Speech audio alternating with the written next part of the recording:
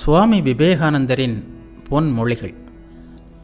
நமது மதத்தை விட அதிகமான அவதார புருஷர்களை, மகான்களை, தீர்க்கதரிசிகளை வேறு எந்த மதம் தந்துள்ளது? இன்னும் எண்ணற்றோரை தருவதற்கும் தயாராக இருக்கிறது.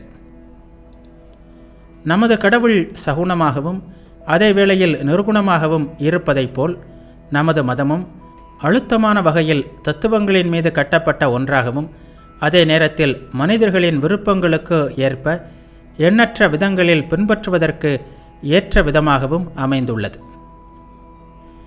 நமது மதத்தை தவிர மற்ற பெரிய மதங்கள் அனைத்தும் வரலாற்று மனிதர்கள் மீதே அமைக்கப்பட்டுள்ளன.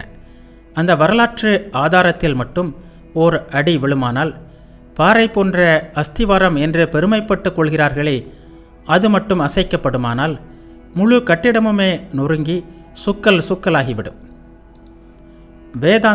வேதாந்தம் மட்டுமே உலகம் தழுவிய மதமாக இருக்க முடியும். வேறெந்த மதமும் அத்தகைய ஒன்றாக இருக்க முடியாது என்றே நான் கருதுகிறேன். மேலை நாட்டின் மதமான கிறிஸ்தவம் அவர்களுக்கு போதுமானதாக இல்லை.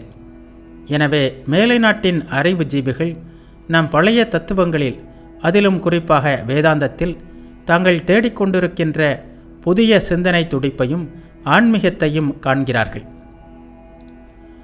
மனித வாழ்வில் எவ்வளவுதான் அரசியல் மற்றும் சமுதாய மாற்றங்களை கொண்டு வந்தாலும் தீமைகளை தீர்க்க முடியாது.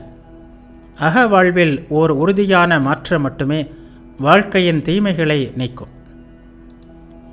வரலாற்றில் நாம் காண்பது என்னவென்றால், யார் குறைவான பொருட்களை கொண்டு வாழ கற்றுக்கொள்கிறார்களோ, கட்டுப்பாட்டுடன் வாழ்கிறார்களோ, அவர்களே முடிவில் வெல்கிறார்கள்.